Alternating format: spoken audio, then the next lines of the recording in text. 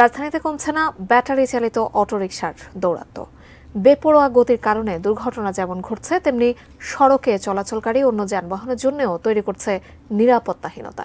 বৃহস্পতিবার থেকে রাজধানীতে এই বাহন চলাচলে নিষেধাজ্ঞা থাকলেও বাস্তবে ছিল না তার প্রতিফলন। জাহিদ হোসেনের রিপোর্টে বিস্তারিত। এ যেন ব্যাটারি চালিত অটোরিকশার এক স্বর্গরাজ্য। সড়কের দুধারে অটোরিকশার দীর্ঘ সারি। সড়কে যে কয়েকটি যানবাহন চলছে, তাদেরও চলতে হচ্ছে অটোরিকশার দৌরাত্ম্য মেনে নিয়েই। অথচ বুধবারেই সড়ক পরিবহন ও সেতু মন্ত্রীর নির্দেশ ছিল, রাজধানীতে বন্ধ হবে 3 চাকার ঝুঁকিপূর্ণ এ বাহন। রাজধানীর রামপুরা, আফতাবনগর, নতুন বাজার, ভাটারা এলাকায় দ্রুতগামীর এ বাহনের চলাচল চোখে পড়ে বেশি। আর তাই বন্ধের খবরে এসব এলাকার জনমনে দেখা দিয়েছিল স্বস্তি।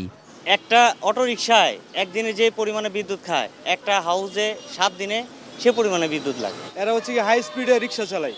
এত হয় কি অনেক সময় মানুষ পারাপার হতে অনেক সময় ওরা উপরে উঠায় দেয়। অটো রিকশা চালকদের অনেকেই সে নির্দেশনার খবর জানেন না এখনো।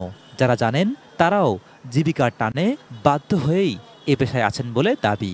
বন্ধ হলে তো আর কিছু করার নাই, এটা দিয়ে আমাদের সংসার চলে।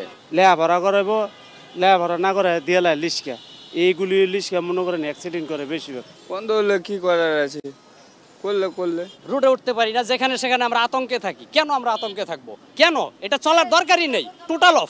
ব্যাটারি চালিত অটোরিকশা পুরোপুরি বন্ধ না করে নীতিমালার আওতায় আনার দাবিও তাদের। Zahid Hossain, ATN news, Dhaka.